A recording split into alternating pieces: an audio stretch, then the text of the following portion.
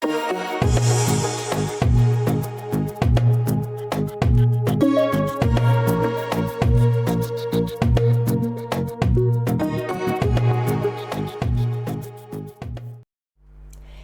shalom, queridos amigos, bienvenidos un día más a Israel a Diario. Hoy es jueves 3 de julio, 7 del mes de Tamuz en el calendario hebreo.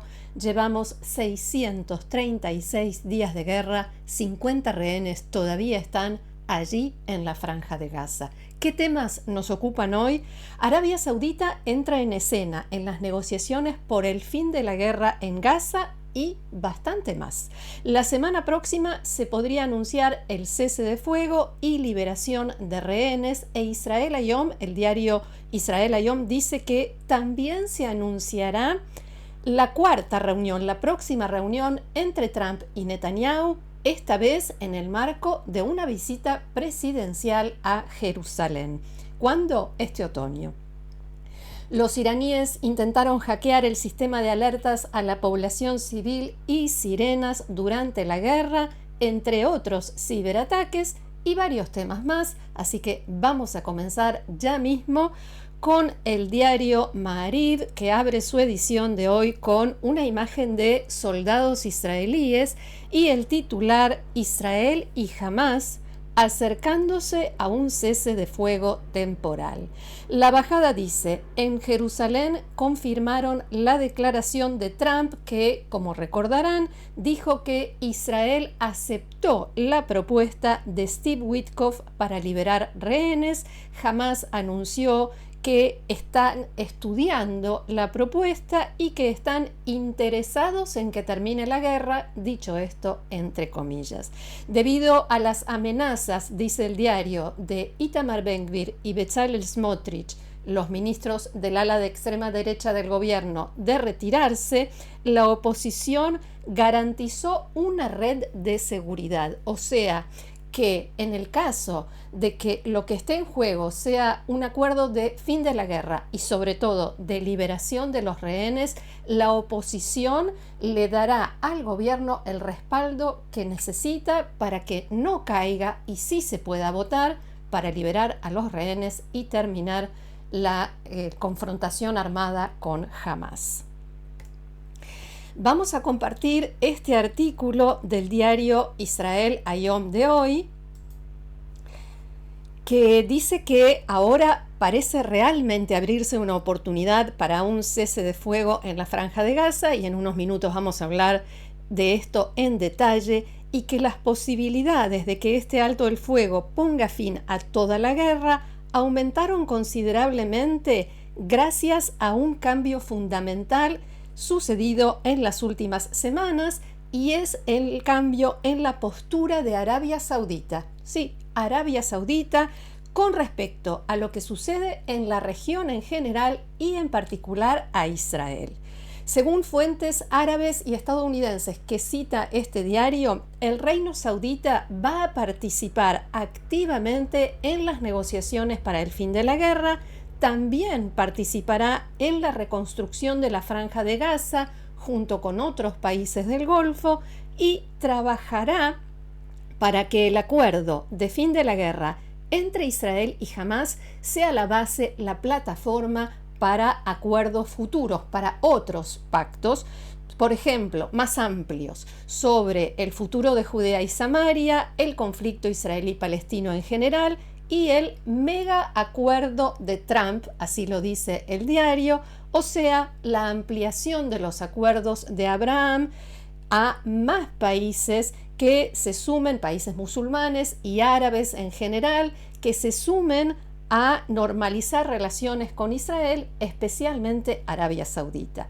Para entender esto, recordemos que antes del 7 de octubre de 2023, el Sábado Negro, como se le dice aquí, Israel y Arabia Saudita estaban muy cerca, se acercaban a pasos agigantados a la normalización de relaciones. Después vino el ataque de Hamás, la guerra en Gaza, y el gobierno saudí criticó a Israel durante todo este periodo. Pero no solo criticó, de palabra, sino que también le subió el precio a la normalización de relaciones, por decirlo de alguna manera, aumentó el nivel de las exigencias y volvió a plantear la solución de dos estados como condición, o sea, el establecimiento de un estado palestino. Después Después llegó Donald Trump a la Casa Blanca, volvió a ocupar el cargo de presidente, estuvo en Medio Oriente y las cosas empezaron a cambiar, claro que de a poquito, lentamente. Comenzaron a intensificarse los mensajes, la transmisión de mensajes entre Jerusalén y Riad se hizo más frecuente en esta etapa. Pero el mayor cambio, y nadie se va a sorprender con esto, se produjo con el ataque israelí estadounidense a Irán, un feroz rival de Arabia Saudita y de la mayoría de los países del Golfo. En primer lugar, el propio ataque dejó claro a todos que Israel es una potencia militar regional con enormes capacidades y dispuesta a asumir riesgos y a atacar a otra potencia regional. Segundo, Estados Unidos no solo respaldó a Israel, sino que participó en el ataque y el presidente Donald Trump participó en las maniobras previas, en estas mentiras o manipulaciones de la información que se hicieron para que el ataque llegara a Teherán completamente por sorpresa.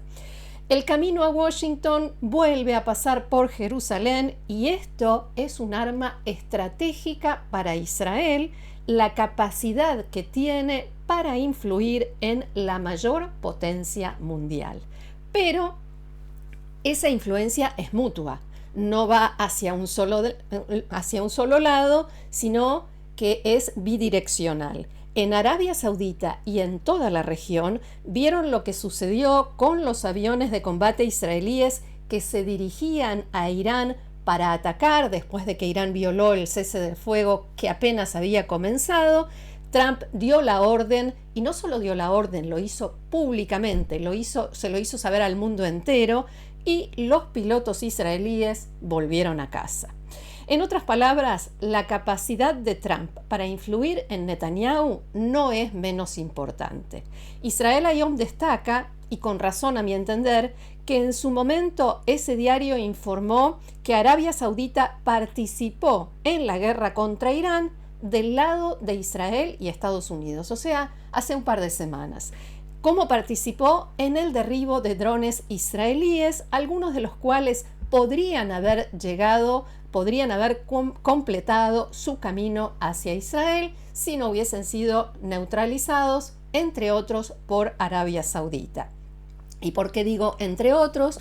Porque Arabia Saudita en esto se unió a una coalición internacional militar y de seguridad que puede llegar a ser la base de ese mega acuerdo que busca Trump, que esos mismos países sean los que normalicen relaciones con Israel, los que todavía no lo hicieron, y por supuesto que reciban de Estados Unidos lo que se les prometió a cambio.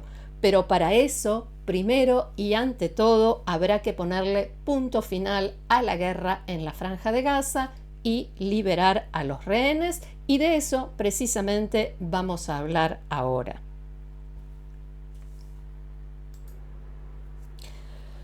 Una guerra que sigue y tiene un altísimo costo en vidas. El portavoz de las Fuerzas de Defensa de Israel autorizó a publicar que en la tarde de ayer cayó en combate el sargento Yaniv Mihalovich, de 19 años de edad, de la ciudad de Rehovot. Allí lo vemos.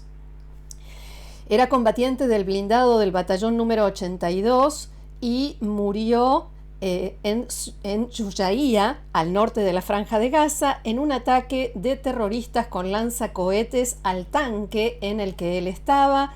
Además, hubo otros 5 soldados heridos en este incidente, 2 en estado grave, entre ellos el comandante del tanque.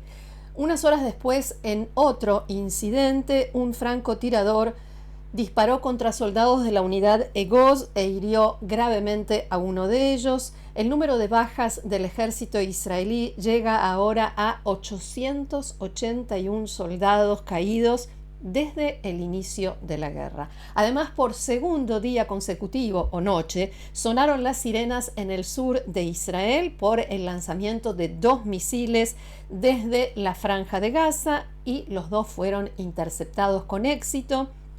En la mañana de hoy, Tzal, las Fuerzas de Defensa de Israel, informaron que la Fuerza Aérea eliminó a la célula que llevó a cabo los disparos unos minutos después del lanzamiento. Y con este trasfondo, el primer ministro Netanyahu viajará a Washington. Ya está confirmado que el primer ministro partirá el domingo y tiene previsto regresar el viernes.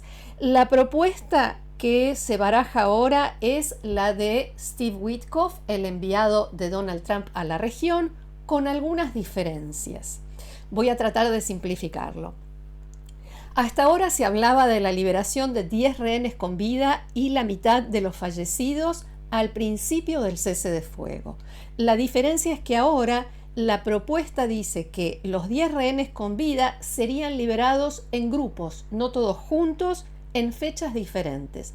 El New York Times, el diario estadounidense, habla incluso de 10 liberaciones, un rehén cada vez durante esos 2 meses de tregua. Eso es algo que en Israel no estaban dispuestos a aceptar hasta ahora y al parecer ahora sí. Además, Hamás debe comprometerse a no volver a hacer esos shows mediáticos macabros que hacía con la liberación de cada uno de los secuestrados. Y el punto clave en todo esto son las garantías de Estados Unidos que exige Hamás. Los estadounidenses ahora dan a entender que serían garantes de que el cese de fuego se cumplirá y que después llegará, o sea que conduciría al fin de la guerra. Según informó Galei Tzahal, la radio del ejército de Israel, al término de los 60 días de tregua serían liberados todos los demás rehenes, los que están con vida y los fallecidos. Si después de esos 60 días todavía no hay acuerdo para finalizar la guerra, la tregua seguiría siempre y cuando sigan las negociaciones. Y ahora lo que sucede en este momento es que se espera la respuesta de Hamás. Allí los vemos. En Hamás recibieron ayer de Qatar la propuesta y antes de mañana, viernes por la noche, deberían dar a conocer su respuesta. El diario independiente saudita Asharq publicó esta madrugada una declaración, una cita de un alto mando de Hamás que dijo: estamos conformes con las garantías de Estados Unidos. Si en Hamás están satisfechos con las garantías que les ofrece el gobierno de Estados Unidos, esto significa, primero, que Israel aceptó terminar la guerra, no ahora, sino dentro de 60 días. Y que es posible que se haya superado el mayor obstáculo que había hasta ahora, lo que hasta ahora impidió que se concretara el acuerdo y que llegáramos al final de esto. No habrá que esperar mucho más para saber si realmente esto es así, si hay garantías, si Hamás acepta, si también Israel aceptó. Teóricamente lo sabremos mañana por la noche. En resumen, habrá que esperar menos de un día quizás para saber hacia dónde vamos y esperemos que las noticias que lleguen sean buenas, como solemos decir. Mientras tanto, el primer ministro Netanyahu visitó ayer las instalaciones de la compañía de oleoductos, en Ashkelon y dio una declaración contundente que ahora vamos a ver. לא יהיה חמאס, לא יהיה חמאסטן, לא חוזרים לזה, הדבר הזה נגמר. אנחנו נשחרר את כל חטופינו ואנחנו נפריע את החמאס. Les comunico, no habrá jamás, no habrá jamastán. No vamos a volver a eso. Se acabó. Liberaremos a todos nuestros rehenes. Por favor, ¿cómo pueden decir que son dos objetivos contrapuestos? ¡Qué disparate! Se complementan. Los dos objetivos van juntos y los cumpliremos juntos. Contrariamente a lo que dicen, los eliminaremos de raíz, o sea, a Hamás. Tanto desde la izquierda política como desde la derecha, incluso del propio Likud y de la extrema derecha, hay quienes siguieron cuestionando y poniendo en duda estas afirmaciones del primer ministro y dicen que después de 2 años no hay ni eliminación de Hamás ni liberación de todos los rehenes y de que ya es tiempo de terminar con la guerra y traerlos de vuelta a casa. Y de la Franja de Gaza, entonces, nos vamos a Irán.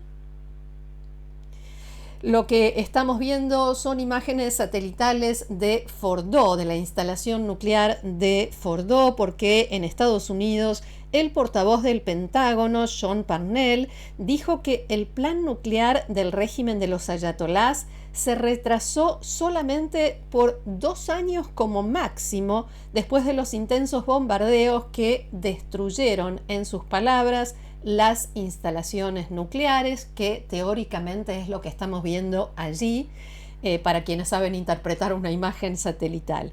Según el Pentágono, esta conclusión se basa en evaluaciones de inteligencia del Departamento de Defensa. Al mismo tiempo, Estados Unidos criticó la ley que aprobó Irán, de la que informábamos ayer, por la cual suspendió la cooperación con el Organismo Internacional de Energía Atómica, la entidad de control nuclear de la ONU. La portavoz del Departamento de Estado estadounidense, Tammy Bruce, advirtió que Irán debe cooperar con este organismo. Usaremos la palabra inaceptable, dijo, que Irán haya decidido suspender su cooperación con el Organismo Internacional de Energía Atómica en un momento en que tiene la oportunidad de revertir el rumbo y elegir un camino de paz y prosperidad. Esto, dijo, es inaceptable y concluyó: Irán no puede tener ni tendrá un arma nuclear. Seguimos adelante, nos quedamos en Irán porque hoy se dio a conocer, lo informó en realidad Galei Tzahal, la radio del ejército israelí, que durante la guerra de los 12 días Irán realizó varios intentos, decenas de intentos de ciberataques contra Israel. Fuentes militares de alto rango citadas por esta radio dicen que tuvieron los iraníes algunos logros puntuales, que lograron tener éxito en ataques cibernéticos contra empresas civiles que dan servicio a las fuerzas de seguridad en Israel. Los iraníes también intentaron infiltrarse en el sistema de Picud Aoref, defensa civil, especialmente para interrumpir el funcionamiento del sistema de alertas por misiles para la población civil. O sea, que los misiles llegaran a Israel y nadie estuviera protegido. También intentaron entrar en otros sistemas de las fuerzas de defensa de Israel, pero no lo lograron. Un oficial de alto rango de Tzahal dijo que, abro comillas, Irán es un enemigo serio y nosotros debemos llegar al próximo enfrentamiento bien preparados también en el ámbito cibernético. Yo no puedo ni pensar en el próximo enfrentamiento porque, como muchos, como todos creo aquí en Israel, todavía no me recupero del que acaba de terminar, así que esperemos no llegar a eso, pero en ese caso sí estaremos bien preparados. Hasta aquí nuestro encuentro de hoy. Muchísimas gracias por haberlo compartido con nosotros una vez más. Los invito, como siempre, a seguirnos en el canal, a suscribirse y a compartirlo, sobre todo a compartirlo, a hacerle saber a más gente que este canal existe y que aquí pueden encontrar información de Israel. También los invito a formar parte del grupo de amigos de Israel a Diario, haciendo clic en el link que está debajo de este video, donde dice unirse, y a seguirnos en Instagram y las demás redes sociales. Gracias nuevamente, que tengamos buenas noticias. Shabbat Shalom.